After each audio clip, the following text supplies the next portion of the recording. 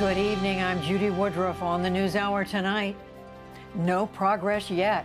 As the pandemic persists, Congress struggles to find common ground on economic relief. I asked House Speaker Nancy Pelosi about the state of negotiations. Then, COVID crackdowns. The coronavirus provides cover for authoritarian leaders worldwide to consolidate their power and stifle dissent. Plus, Vote 2020. Jill Biden on her husband's run for the White House and handling of the pandemic.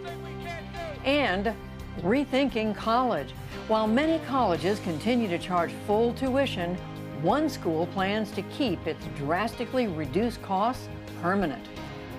The lifetime earnings for someone with a college degree in the right major is always going to be a good math formula.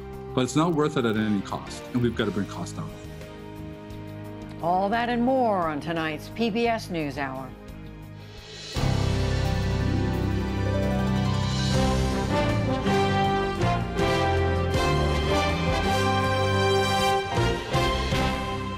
Major funding for the PBS NewsHour has been provided by... Since our beginning, our business has been people and their financial well-being. That mission gives us purpose and a way forward. Today and always. The Women's Suffrage Centennial Commission. Honoring 100 years of the 19th Amendment, landmarks will light up in purple and gold on August 26 for the Forward into Light campaign. Learn more at womensvote100.org. For 25 years, Consumer Cellular has been offering no-contract wireless plans designed to help people do more of what they like. Our U.S.-based customer service team can help find a plan that fits you. To learn more, visit consumercellular.tv. Johnson & Johnson.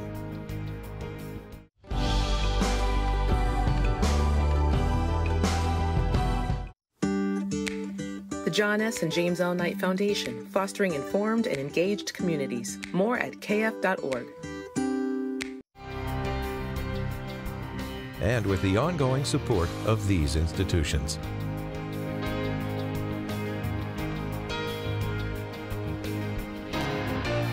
This program was made possible by the Corporation for Public Broadcasting and by contributions to your PBS station from viewers like you. Thank you.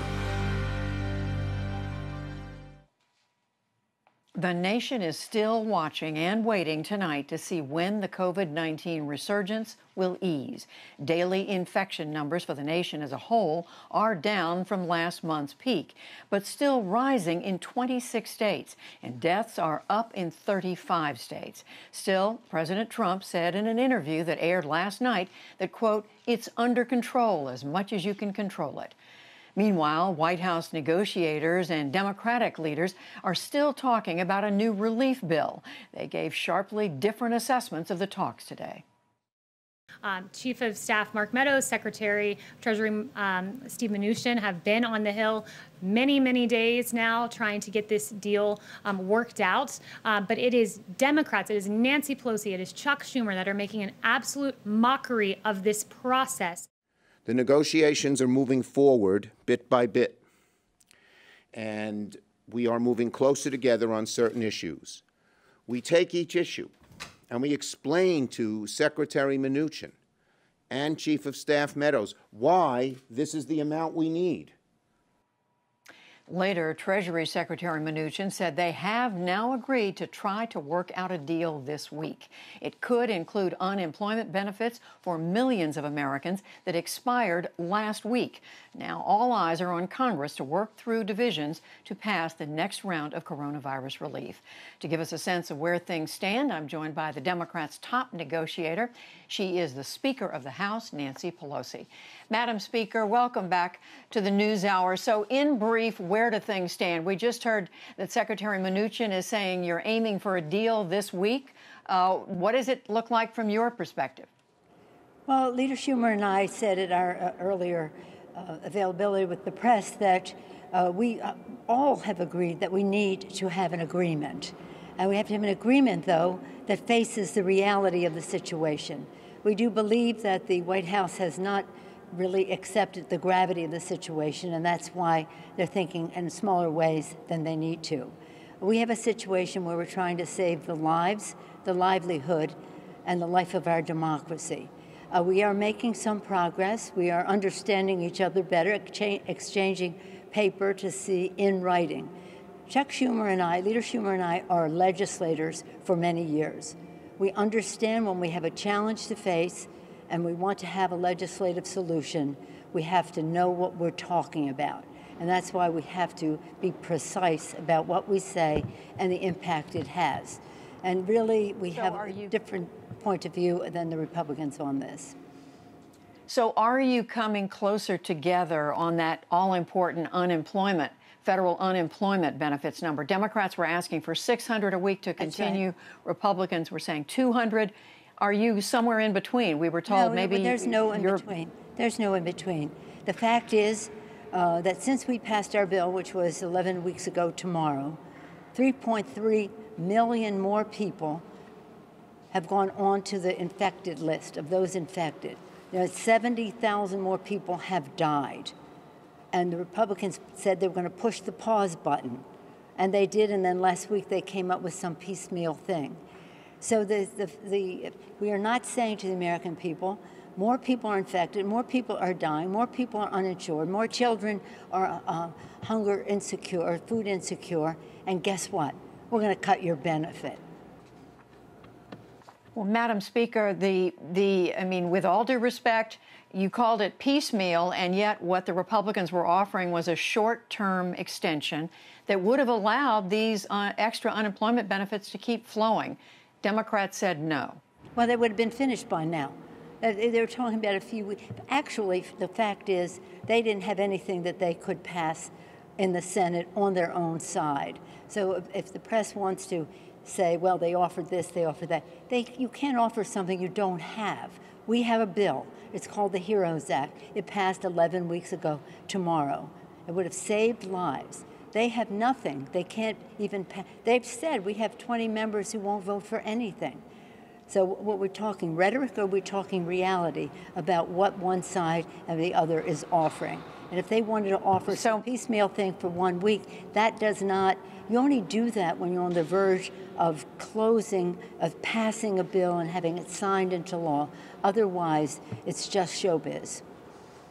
So I'm trying to understand where the two sides are coming together. For example, the Republican argument is that if the $1,200 they would give to millions of Americans who need help right now would make up for some of that that lesser amount in unemployment.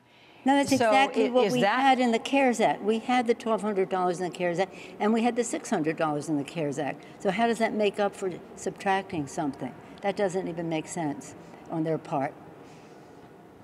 And, I mean, really, we have to get something done. But it doesn't help. We have to get something done. This is the gravity of the situation. We want to honor our heroes by supporting state and local government. We want to end this virus by having testing, tracing, treating. They said testing is overrated. Tracing, they don't even believe in. And we want to put money in the pockets of the American people. We also have some other things we want to do to protect our democracy with voting, to protect the post office and what that means to our country, have strong OSHA law, and to feed our children. So these are largely our priorities. And what they are saying is, well, we can't afford to do that. Well, let's find out what we can afford. What is a figure that we can agree to? Let's get it done as soon as we can so that we can get it out there. But let's not be misrepresenting about what we're presenting. Excuse me for interrupting. What about with regard to food aid? Yeah. Democrats do have money in the HEROES Act proposal for food. Republicans don't. But when I talked to Leader McConnell last week, he said the money they have in there that goes to schools would provide at least school meals for children. So that would make up a significant portion of the food assistance that Democrats are talking about. Let me tell you this. In our bill, we have $67 billion for food, and then a small percentage of that was called food and utility. Food, utilities, water, like that. $67 billion, over $60 billion of it is for food. In their bill, they have $250,000 for food. And his point was that the money that they have for schools would pay for school meals for many children. And in his words, this may be the most important. We have to do that anyway. We have to do that anyway. So, I mean, we're far apart in terms of our values, quite frankly. We're far apart in understanding the gravity of the situation. Are we determined to find an agreement? Yes.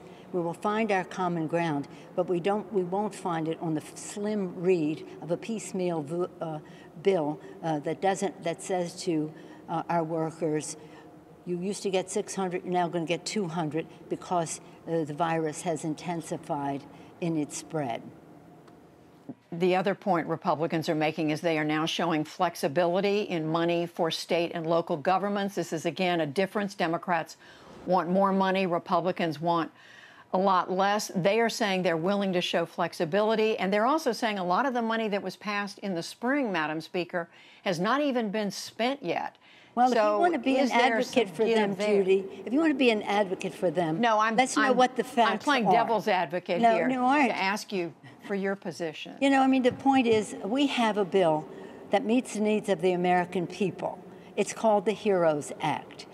They have not even, they don't even want to do state and local, and when they do, it's very meager, and they want to revert to money from before. Much of the money that was allocated before has been spent or allocated. A small amount has not because they want to see what we're doing in this bill. But that approach is no reason for us not to recognize. We have $915 billion for states, localities, counties, and the rest, tribal governments and territories. They have very little money that they're offering. And it is, you know, so when we have a chance and when we're allowed to show you what the different numbers are. But our record is clear. Our record is clear. We're there for America's working families. We're concerned that tens of millions of people have gone on, the 19th straight month of people going on to unemployment insurance.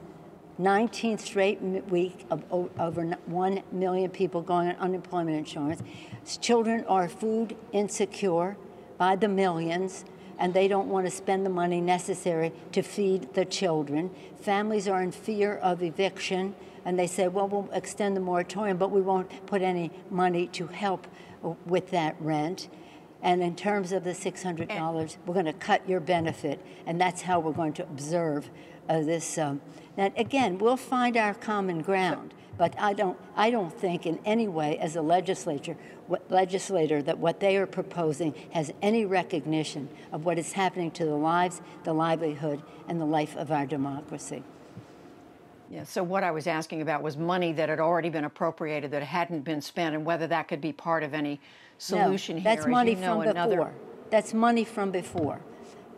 And as I said, their contention that it hasn't been spent. It's been allocated, and there's a small amount that they're waiting to see what we do here before they release.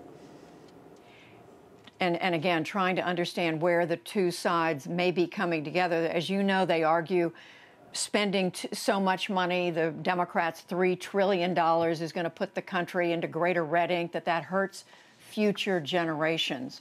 They didn't seem to mind when they gave a big, gigantic tax cut that added $2 trillion to the national debt so they could give 83% of the benefits to the top 1%. It's amazing how free and clear of the national debt they are when it comes to their rich friends, and how exacting they are when a poor person who's out of work gets $600. So is there any conversation about rolling back any of those tax cuts? We're not doing that in this bill. Well, there's one we'd like to roll back. In the CARES Act, they put $150 billion for wealthy people in our country, having nothing to do with coronavirus. And it was retroactive for their taxes in the past. We'd like to get rid of that. I don't think we'll have that chance. But when we address the issue of taxation in our country, we will do that in a way that is bipartisan, has sustainability, fairness, and transparency so the American people can see what is happening, rather than in the dark of night and the speed of light, a bill that gives 83% of the benefits to the top 1% and adds nearly $2 trillion to the national debt for our children to pay. And then to come around to us and say, how can we do all this money for food stamps? It's going to add to the national debt. So we have a big difference here. So when you're putting forth, with all due respect to you, as you respected me, their piecemeal, meager approach that doesn't even recognize the gravity of the situation. If they had recognized it, we wouldn't be in the situation we're in. Since our bill passed 11 weeks ago tomorrow, 3.3 million people, again, have gone onto the list of those infected. 70 million have died. That didn't have to happen. But bottom line, are you saying there could be a deal reached this week, legislation passed next week? I hope so. That would be the plan. Yes. In other words, our differences are, again, in our value systems. So in terms of this legislation, and Chuck and I are master legislators. We've been here a long time, know how to get bills done. We know the devil and the angels are in the details. That's why we're exchanging papers, to see what they actually mean and intend to do, rather than a conversation. But we have to have an agreement, and we will have an agreement, but we're not going to do it at the expense of America's working families, on the basis that, oh, it's going to add to the national debt. Everybody, the chairman of the Fed, others have said, if we don't help now with the economy and stop the spread of this virus, the economic situation is only going to worsen.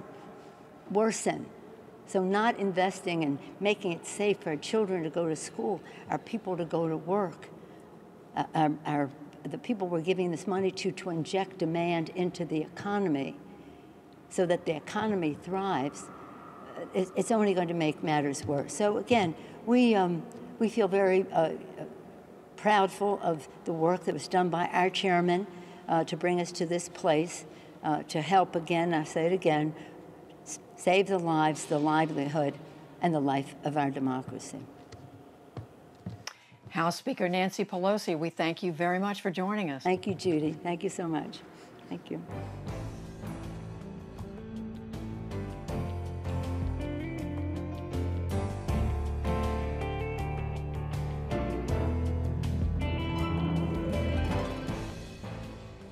In the day's other news, a monstrous explosion shook Beirut, Lebanon, and shattered much of the city's port. The health minister reported that at least 70 were dead and more than 3,000 injured. Video showed an enormous blast and shockwave that damaged buildings miles away. Officials said that 2,700 tons of ammonium nitrate blew up. Special correspondent Rebecca Collard is in Beirut. She spoke with us a short while ago. Rebecca, thank you so much for talking with us. So what exactly is known about what happened? Well, actually, Judy, a lot is still not known about what happened today. The initial report said that this was some sort of a fireworks cache that was being held in the port that caught fire. But I can tell you where I am now, and I'm very close to my own apartment. We're miles from the blast site. And even here, you can see we have almost no electricity. Many of the buildings here that are even more than a dozen stories high have the top windows blown out. The walls are off of things. There is glass all over the street. So the most recent thing that we've heard now is that there was some sort of chemical that was being held in this facility, and that chemical caught fire. And because of that, we saw this massive explosion. And we're really talking, if you look at these photos, this video of the explosion, a massive explosion, then afterwards, this huge plume of smoke coming from this area in Beirut's port. And as you described, massive after effect, loss of life, so many injuries we're hearing.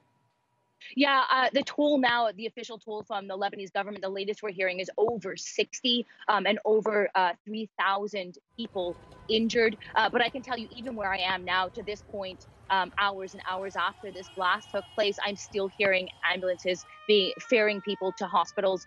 We've heard that a lot of the hospitals here in Beirut are basically overwhelmed with the number of injuries that are coming in. And unfortunately, Judy, I think that over tonight and into tomorrow, we're only going to see the number of dead and the number of injured rise really significantly. Such a terrible incident. Rebecca Collard reporting for us from Beirut. Thank you so much. You're welcome. And in this country, Tropical Storm Isaias sped up the I-95 corridor along the East Coast today, leaving a trail of damage. The storm was downgraded after coming ashore as a hurricane in North Carolina overnight and heading north. Along the way, it spun off a tornado in Windsor, North Carolina, that demolished mobile homes, flipped cars, and killed 2 people. And heavy rain triggered flash flooding in suburban Philadelphia and elsewhere. The storm also knocked out power to nearly 3 million customers. Firefighters in Southern California have spent another day battling a wildfire east of Los Angeles. It's been burning largely out of control in the mountains, but thousands of people have had to leave their homes. Investigators say that a sputtering diesel vehicle sparked the initial flames. The UN Secretary General warned today of what he called a generational catastrophe in education caused by the pandemic. In a video message, Antonio Guterres said that school closures have disrupted learning for at least 1 billion students across 160 nations. He said getting kids back into classrooms safely has to be a top priority. We are at a defining moment for the world's children and young people.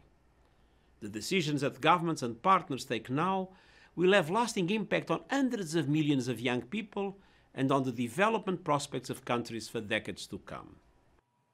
Guterres said that minority children, the displaced, and others in crisis are at greatest risk of being left behind. Back in this country, 5 states held primary elections today, with voting by mail playing a big role.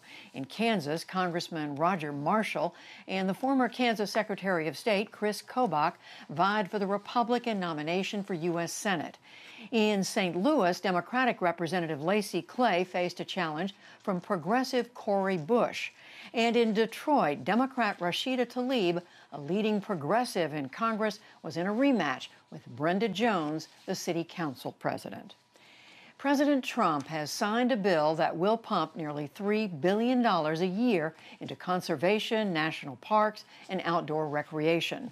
The Great American Outdoors Act became law at a White House ceremony today. It is touted as the most important conservation measure in nearly 50 years. Critics say it doesn't begin to cover the $20 billion backlog in maintenance of federal lands. And on Wall Street, major indexes managed modest gains and have now made up nearly all of their losses from the pandemic sell-off. The Dow Jones Industrial Average was up 164 points to close at 26,828. The Nasdaq rose 38 points, and the S&P 500 added nearly 12.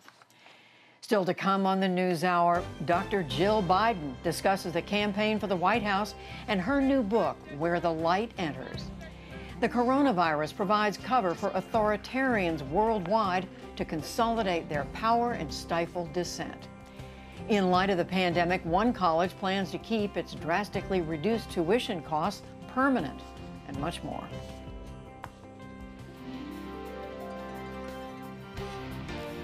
This is the PBS NewsHour from WETA Studios in Washington and in the West from the Walter Cronkite School of Journalism at Arizona State University. Former Vice President Joe Biden is expected to announce soon who he wants as his running mate. And the person undoubtedly closest to the candidate's decision-making is his wife, Dr. Jill Biden. Her book, Where the Light Enters, Building a Family, Discovering Myself. First published in 2019, it is out in paperback today, and she joins me now. Dr. Biden, thank you so much for talking with us. So we're going to leave everybody in suspense about the vice president for a few minutes. We're going to start by talking about your book. It's very personal. You write about being 24 years old when you met Joe Biden. You married him 2 years later. He was already a United States senator with 2 children. He had lost his first wife and another child. You were coming out of your own marriage. You described how daunting it was. How did you do it? When I met Joe, I was hesitant at first he asked me 5 times to marry him. But it wasn't just my heart really that was on the line. Like you said, he had lost his wife and daughter, and I fell in love with the boys, but I had to make sure that this marriage was going to work. I mean, you know, they had already lost a mother and a sister, and they could not lose a mother through divorce. So I said yes, finally, and here we are 43 years later. And you write in the book about the highs and the lows, the heartaches, including especially the death of your son, Beau, 5 years ago from brain cancer. I was struck, Dr. Biden, you wrote in the book, you said, this was last year when the book came out, you said you lost your faith, but you hoped that you could salvage it at some day in the future. Have you been able to salvage it since? You know, I have. Something remarkable happened to me. We were on the campaign trail last summer in South Carolina, and we were visiting a church, the Sunday service. And during the service, a woman came up to me, and we were in the front pew, and she put her hand on me. And she said, Dr. Biden, I want to be your prayer partner. And I thought, prayer partner? I had never heard of prayer partner. And so we got in touch. We pray together. We text one another a couple times a week. And after 5 years, she gave me back my faith. It was so remarkable. You write in the book also about how teaching is central to who you are. You've made a career of it over the many years. You were the first second lady of the United States to work full-time while your husband was vice president. You said some years ago that you wanted to teach if he were elected president. Do you think you would still do that? I would love to do it. I'm hoping that, you know, if I have the honor of being first lady, that I can continue to teach. So that's one of the things I'm really looking forward to. Education, it's so important to you, and it's a huge problem during this pandemic. Right now, schools, parents, families agonizing over what to do. You've said the health of the children and the teachers should be foremost, but at the same time, you know very well, not having an education can be very damaging, especially for young or children with disabilities. How does that get resolved? I say we have to listen to the experts and find out, and the doctors, and only return to school when it is safe to return to school. But I think what this pandemic has done, it has shown the inequity in education. And so many areas of our country don't have broadband. So many kids don't have laptops or computers. They don't have internet. And so we need to fix that. And this hopefully gives us the opportunity, I think, moving into our next administration, where Joe, that's part of his plan. I mean, he's already working on a strategy, an education strategy, so that all children can begin their education at universal pre-K, pre-kindergarten, starting at age 3. We have to address the inequities in our system. And my husband, Joe, is prepared to do that. And Judy, I'm going to be right behind him. Let's talk about the fall campaign. Do you expect at this point to be out traveling, actually meeting with voters, with your husband? And how concerned are you? I mean, there is a pre-existing condition. Your husband had suffered aneurysms back a few decades ago, and just the virus out there. We would love to be out on the road. We would love to be. I mean, Joe is like, you know, the best campaigner ever. But we're going to listen to the doctors. And if they say it's not safe to go out, we won't go out. But listen, Judy, I mean, look at what we're doing today. I mean, we are talking, Joe and I are meeting with thousands of Americans every day through Zoom and through these virtual meetings. And, you know, it hasn't stopped. It's just like we're on the trail. And Joe keeps going and going. I mean, he has so much energy. And, you know, he was very young. He was 45 years old when he had his aneurysm, and he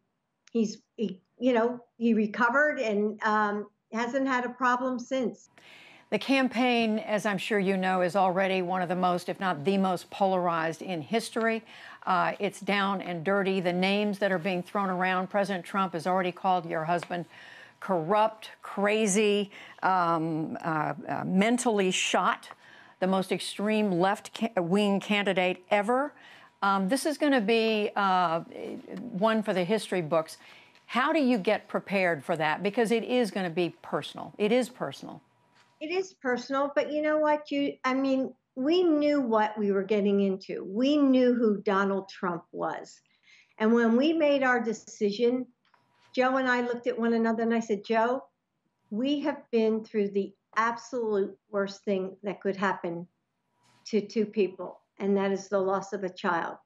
I said, so Donald Trump, whatever he throws at us, we can take it, because nothing has, is sticking to Joe, because the American people know Joe. They know his character. He's been in politics. They know his decency and his resilience and quite frankly, his leadership style.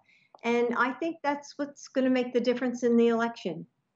And what about when President Trump goes after your husband for his cognitive ability? How does Joe Biden assure the American people that he is prepared? For Trump to be saying that, my husband is not up to the job is just ridiculous. And I think Joe has proven he's been on the debate stage. You've seen him. I don't think Joe has anything really to prove to the American people, because people see him. They see him daily. They know him. They know his plans. They know his strategies. And I think people cannot wait for Joe Biden presidency. Just a couple of other things. Back to the vice presidential selection. You told a reporter today that you're getting close. Your husband's getting close. How involved are you in this decision? It's a marriage, and he, bounces things off of me. I bounce things off of him. Of course, we talk about it, but it's ultimately Joe's decision. When Joe was in the White House with Barack Obama, they had a true friendship. I would say, it even developed into a love for one another. And our families are very close. And I think Joe is going to be looking for the woman who shares the same values that he shares. And I think that's what he had with Barack Obama, and that's what he's looking for. We know that, and we assume he shares values with all the women who are made the cut or down to the final short list. But give us a sense of special qualities that you and he are looking for. Well, I think that it's really important that trust is important to us, and I guess experience, wisdom, the things that you would want someone, he needs a partner in governing, and someone who knows how to govern and has, the experience. So I love the women that are candidates now, each and every one of them would bring something really special and unique to the ticket. So it's been really hard to look at each one and think, oh my gosh, wouldn't she be wonderful, or wouldn't she be wonderful? It's a really tough choice, Judy. I'm happy for you to give us a clue. I know. I can tell you it's going to be a woman. Last thing, it was just last March when you were on a stage with your husband in Los Angeles, and you physically stopped two people from jumping up. You body blocked them from getting close to your husband. So my question is the Secret Service deputized you?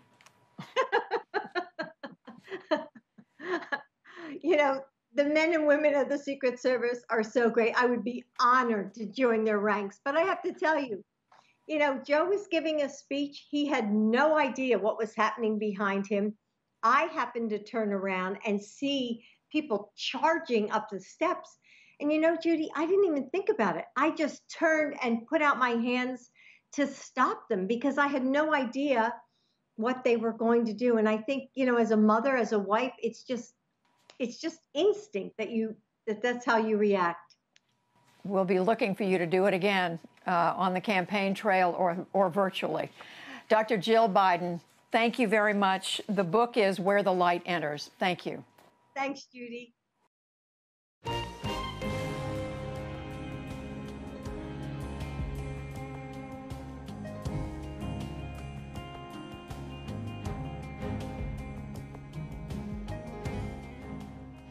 There's an old saying, never let a crisis go to waste. And for some leaders around the world, the pandemic has been the crisis they've been waiting for. Pro-democracy groups say that authoritarianism was already on the rise before COVID-19. And as Nick Schifrin tells us, the pandemic has accelerated that trend.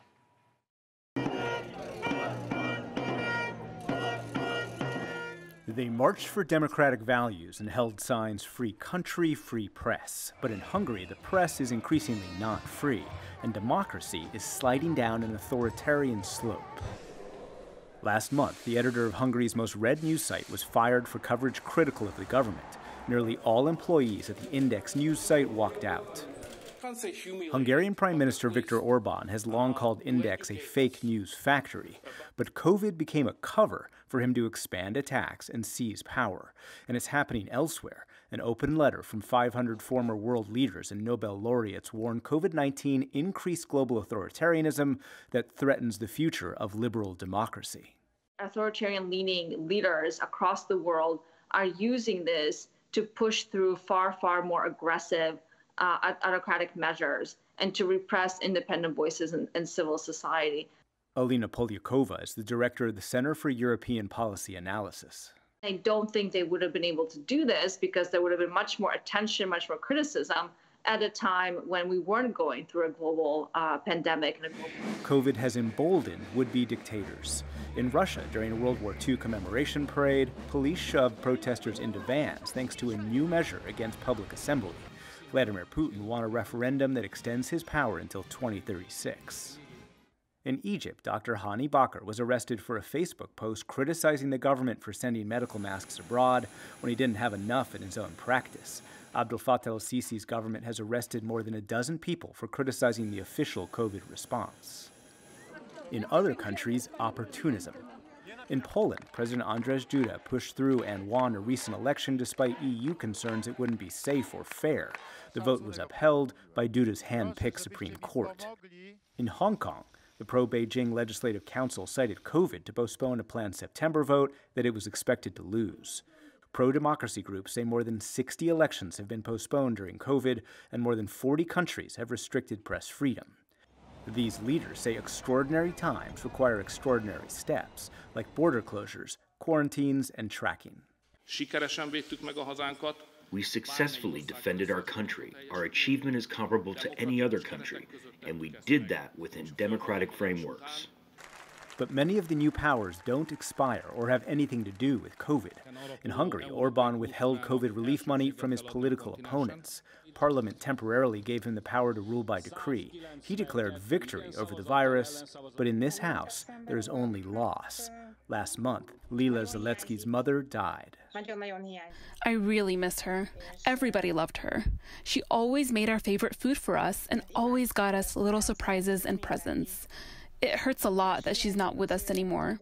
Zaletsky's mother was suffering from kidney cancer when she was sent home to make room for COVID patients. Orban's silencing of the press and downplaying COVID meant Hungarians didn't receive the medical information they needed. Zaletsky says her mother's death could have been prevented, and that in Hungary, no one person should have total control. I think it was a huge mistake that unlimited power was given in one person's hands.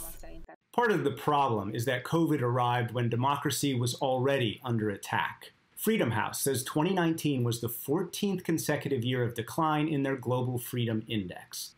To discuss that and how authoritarianism has spread during COVID, I'm joined by Anne Applebaum, staff writer at The Atlantic, a historian on Central and Eastern Europe, and author of a new book just out, Twilight of Democracy, The Seductive Lure of Authoritarianism. Anne Applebaum, welcome back to the NewsHour. You've known many of the players. In Poland was one example we just cited. Hungary, you've seen them shift over the decades from advocating democracy to eroding, in some of the cases, rule of law. What happened? You have to look country by country for a complete explanation, but I do think you can point to, across both mature democracies and new democracies, a kind of disappointment with democracy. And sometimes this is a cultural disappointment. People don't like the way their societies have changed. And I think think we have to acknowledge that there is a part of every society that doesn't like the cacophony and noise of democracy and the arguments, that doesn't like the fact that democracies can't take instant decisions the way autocracies can. Turning to COVID and the focus we just put on one particular country, Hungary, and its leader, Viktor Orban, how did Orban take advantage of COVID to seize more power? When the coronavirus arrived in Hungary, Orban used it to illustrate that he was already fully in control of his system. In other words, he passed a decree or an order that said that for the period, as long as he wanted, in fact, he would be able to rule by decree. And a number of Hungarians said to me, well, you know, we know this sounds terrible, but in a way, Orban was simply confirming what we already know, which is he operates functionally already as a dictator. There are no checks and balances on him. And he was simply using the excuse of the coronavirus to rub this in. One of the aspects, of course, of Orban's crackdown is against freedom of the press. And we've seen governments all over the world restrict freedom of the press. What's the long-term impact of some of those measures? The instinct to crack down on the free press and to try and control speech and to channel it in certain directions, I think has always been with us. And the coronavirus simply allowed some governments to take advantage of that situation, remembering that for many people, moments when they are afraid and when they fear for their lives are often moments when they are willing to trade freedom for security or freedom for safety. Let's talk about China for a second. That propaganda apparatus has waged an ideological battle, arguing that their version of communism, their country, their structure is better equipped to deal with this kind of crisis. Do you fear that that argument could be accepted by people around the world? The problem with the Chinese argument is that it's undermined by their own actions during the crisis, and the fact that it was the Chinese government that first denied that the pandemic was dangerous. And so China is not in a good position to be arguing that its method of dealing with the virus is the best. But even when you step away from that, there is another interesting thing happening. Many of the countries that have dealt best with the virus are democracies. They have governments that can create a sense of community and of trust and get people to behave in a way that reduces the virus. And there are a number of autocracies at the same time that have done badly. So it turns out that the line between who's doing well and who's doing badly is not democracy versus dictatorship. It's to do more with efficiency, with trust, with community and solidarity. Lastly, President Trump has raised the possibility of delaying the U.S. election. Where is the U.S. when it comes to this story? His purpose is to undermine our faith in the electoral process itself, so that people don't vote, so that they stay away, and then perhaps so that they doubt the result if the result is bad for him. This is a tactic that is used by authoritarians all over the world. When they want to undermine people's faith in the system, they undermine their faith in voting and in the purpose and meaning of voting. We've all been convinced for many decades now that American democracy is something inevitable. It's like water coming out of the tap or the air we breathe, that there's nothing special that we have to do in order to perpetuate it. But the lessons from around the world show that democracies do die. People lose faith in them. Political parties with anti-democratic beliefs take over democratic countries. Our democracy, like every democracy, requires work, it requires reform, it requires renewed commitment, it may require new kinds of politics. And it may be that all of us are going to have to be a lot more involved in politics and think a lot harder about how to ensure that our democracy survives than we ever expected to. And Applebaum, the book is Twilight of Democracy, The Seductive Lure of Authoritarianism. Thank you very much. Thank you.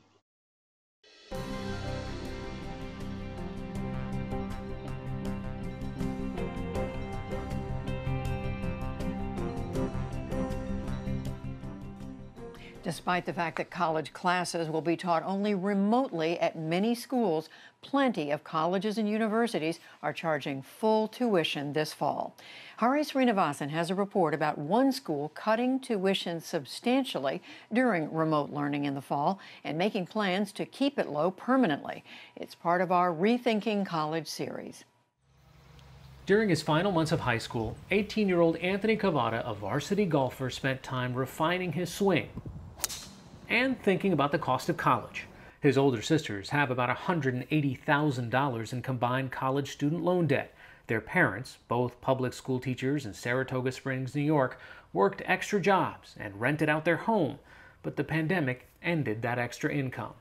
Anthony's father, Michael, says there were a lot of difficult conversations as the family tried to figure out how to pay for Anthony's first year of college, $23,000 after financial aid and a golf scholarship. We don't live in a big house, so voices carry, and he could hear those conversations about how this was going to happen and how we were going to manage going forward financially, and it was stressful. But about a month before his high school graduation, Anthony got an unexpected email from the school he was planning to attend, Southern New Hampshire University, also known as SNHU. And that email was basically 2 paragraphs long, and there was no confusion. We are going to waive your tuition for your first year, and then it will be $10,000 a year after that. That's a huge weight, off me. I can't believe someone would have to pay that much for, an education. Paul LeBlanc agrees. The lifetime earnings for someone with a college degree in the right major is always going to be a good math formula, but it's not worth it at any cost, and we've got to bring costs down. LeBlanc is the president of SNHU, a private, nonprofit university in Manchester, New Hampshire. The school is lowering tuition for students normally on campus from $32,000 to $10,000, while remote learning continues, and has committed to permanently reduce tuition to $10,000 in the years to come. All incoming freshmen are receiving a full ride scholarship for their first year. LeBlanc says the school planned to lower tuition in 2023, but the pandemic prompted the change. This recession and this level of unemployment dwarfs the last recession, and I think we're going to see enormous need for new innovative models at a lower, more affordable cost. So the elite schools probably won't feel much pressure to change. They'll get back to normal. They'll say, whew, that was a pretty terrible period, but we're back to the kind of way we always were. But there are probably fewer than 50 schools out of 4,000 that fit that category. I think for everybody else, things are up for grabs. SNHU has a relatively small campus for about 4,000 students, but it is the largest university by enrollment because more than 130,000 students attend online. When I made that first phone call, they made it so easy. You might have seen the ads on TV. Under LeBlanc's leadership, the school has spent more than $500 million on national marketing since 2009. It's boosted enrollment and profits. The school brought in more than $100 million last year.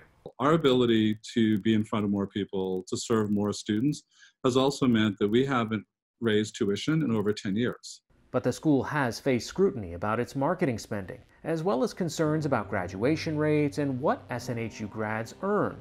And it's often lumped together with for-profit competitors when issues are raised about the quality of online degree programs. But now, as so many universities and colleges across the country are struggling financially and trying to adapt to online learning, LeBlanc says SNHU is financially solid and an expert at remote learning.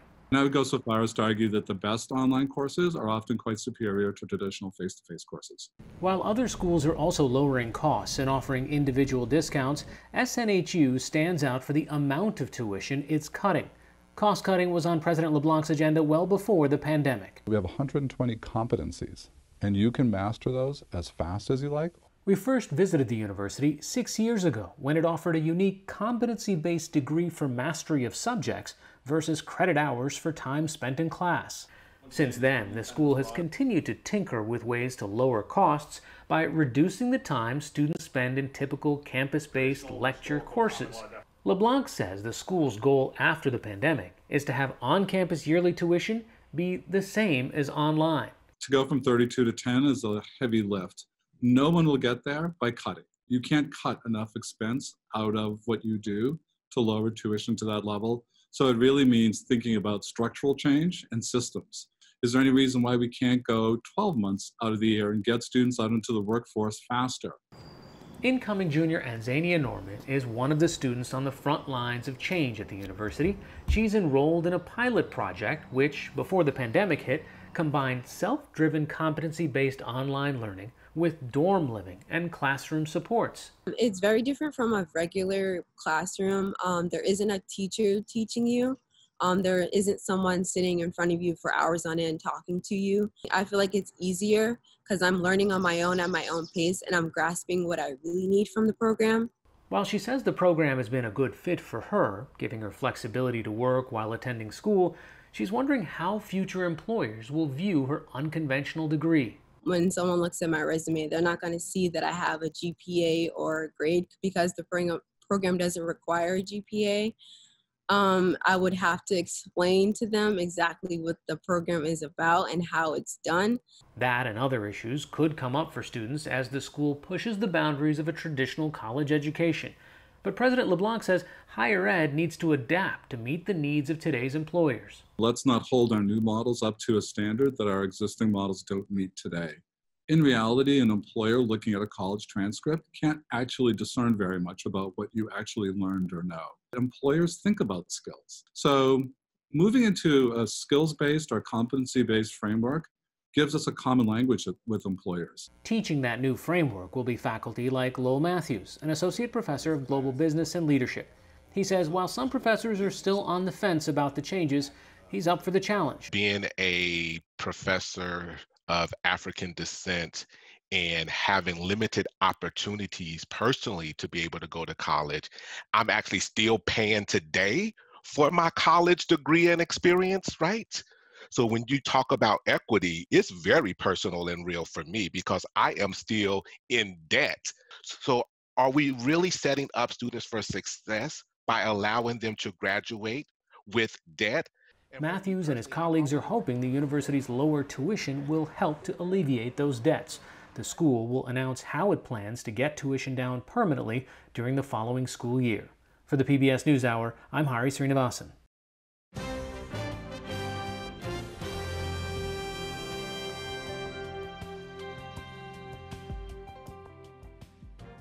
President Trump held a press briefing at the White House again tonight. Our Yamiche Alcindor was there, and she joins me now. So, Yamiche, first of all, we understand the president made comments about this massive explosion in Beirut today, more than 70 dead, thousands injured.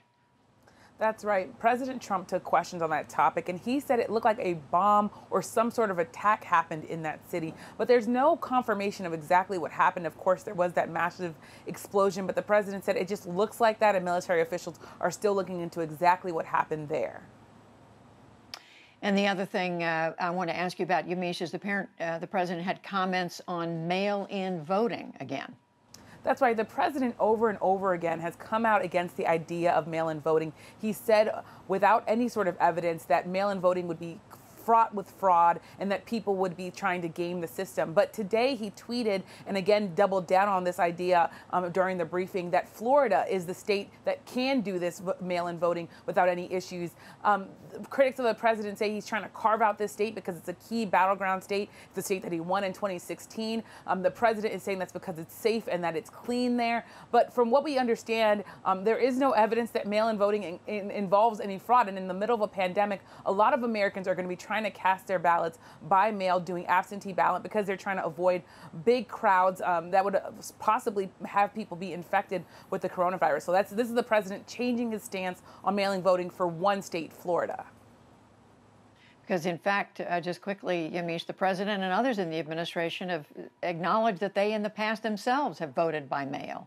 That's right. The president has Florida residency, so he has voted by mail. So has the White House press secretary, Kayleigh McEnany. But the president still insists that people who live in a state, say other states other than Florida, meaning Pennsylvania or Wisconsin, if you live in the state, you should physically be going in November and voting instead of actually voting by mail, which is what, of course, a lot of Americans want to do. I should also note that the president was saying that there was fraud in a New York election. Again, there's no evidence that there was any fraud in that election. And it's clear that there are a lot of Americans Americans who are simply afraid, Judy, to walk into these lines where you might be shoulder to shoulder with people as you're trying to cast your ballot. Of course, 2020 is going to be highly contested, and a lot of people want to take part, but if there's record turnout, there could be some sort of virus outbreak. So a lot of people are looking to vote by mail, and the president is still coming out against that, except, of course, for Florida, where he owns Mar-a-Lago and where he vacations a lot.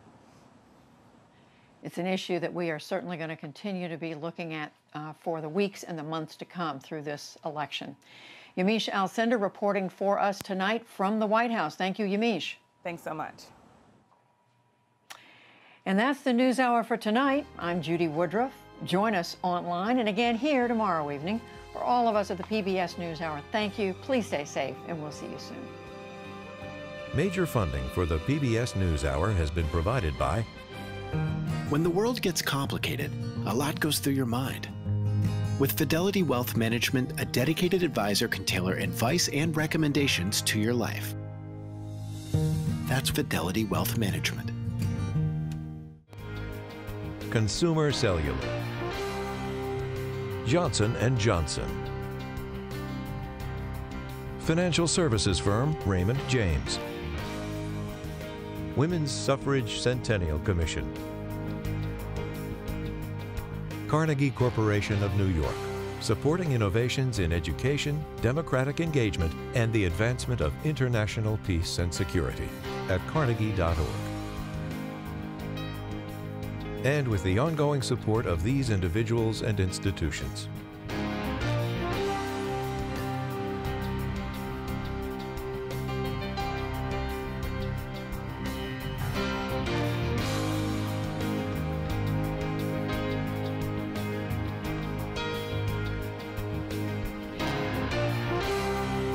This program was made possible by the Corporation for Public Broadcasting and by contributions to your PBS station from viewers like you.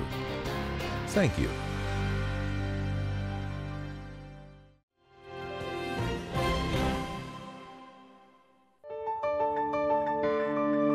You're watching PBS.